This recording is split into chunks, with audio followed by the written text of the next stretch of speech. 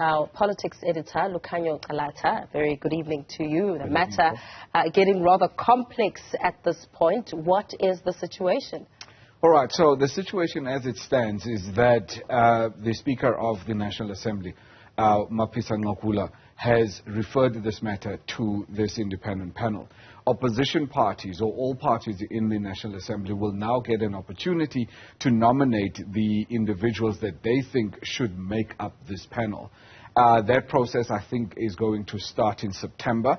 And then once those names are in, the Speaker will then have the final say as to which 3 names will make up this panel, and then she will then appoint them. This panel will then investigate whether or not there's enough evidence to be able to take this matter further. If they found that there's prima facie evidence that the President did maybe interfere in this investigation, then they will recommend to Parliament that that the National Assembly should investigate him further, as they have done in the case of Public Protector Nosiviwe Mapisa-Nqakula. Perhaps we should get some more clarity there from Moloto Mothapo, who was going into the finer details on how the panel will conduct its work. In terms of the rules, the Speaker must appoint the panel after giving political parties represented in the Assembly a reasonable opportunity to put forward nominees, and after she has given due consideration to all persons so nominated. The function of the independent panel of experts is to conduct a preliminary assessment of the proposed motion, and in so doing, must, in terms of Rule 129G, make a recommendation to the Speaker within 30 days whether sufficient evidence exists to show that the President committed any of the violations specified in the motion. The National Assembly must then decide whether or not to proceed with an inquiry. A panel referral, therefore, does not constitute a parliamentary impeachment process, but an assessment of the supplied evidence by legal and constitutional experts to determine if, in terms of the Constitution, it is adequate to warrant a further process. All right, so we also spoke to the leader of ATM, the African Transformation Movement, in Parliament, Mr. Vuyo Zungula, and this is what he had to say about this entire process. There is progress, Champion Course, and also what's important that we note as the ATM is that it should not have taken 2 months for a Speaker to grant us this. We believe that this delay is part of a cover-up to actually protect Ramaphosa from being held accountable. However, as we read that statement from the Speaker, the independent panel must just, in fact, confirm what is out there in the public domain, that there is prima facie evidence that Ramaphosa can be impeached based on what the Constitution has said and what he has done in the Phala Farm scandal. So we believe as the ATM that there is no reason for a further delay, and we hope that this process will not be further delayed by the independent panel, because we can't wait for more than 2 or 3 months to hold Ramaphosa accountable for serious misconduct and gross violations of the Constitution.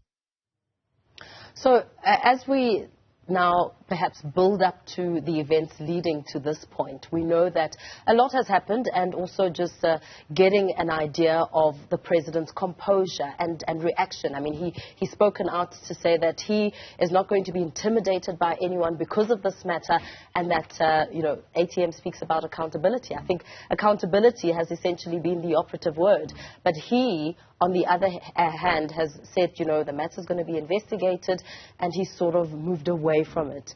And that's what we've been seeing up until this point. Earlier this week, we were in a meeting with a minister in the presidency, Mondli Gungubele, and he was adamant that the President is going to be silent on this issue of the Phala investigation. And he's going to be silent because he wants the law to take its course in this matter. Once, according to Ngungubele, once everything is out in the open, once everything has been investigated, and there's no there's no hint that the president may have been involved in any way in trying to interfere in this matter, in trying to silence it, in trying to somehow sweep it under the carpet. Only then will the president speak. That is what we were told by the minister and the presidency. And even today, we spoke to his spokesperson, Vincent Magwenya, who said, look, the president, this matter is now in the hands of Parliament. Yeah. And the parliamentary process must unfold. And that they will only respond to it again once the matter requires the presidency to unfold or to speak at least, or comment on it. But up until that point, they are going to allow the processes to run their course. Yeah, and also, I mean, we come out essentially of a very busy policy conference, and the ANC's position has also been interesting. Questions around whether or not there is any teeth and substance to the Integrity Commission when it comes to sitting the president down and holding him accountable. Yeah. Look, we know that the president did appear before the Integrity Commission. What we don't know is what was said in there. You know, there were reports that the president had refused to answer some questions before that, and that maybe he stood up and left in a huff. We don't know.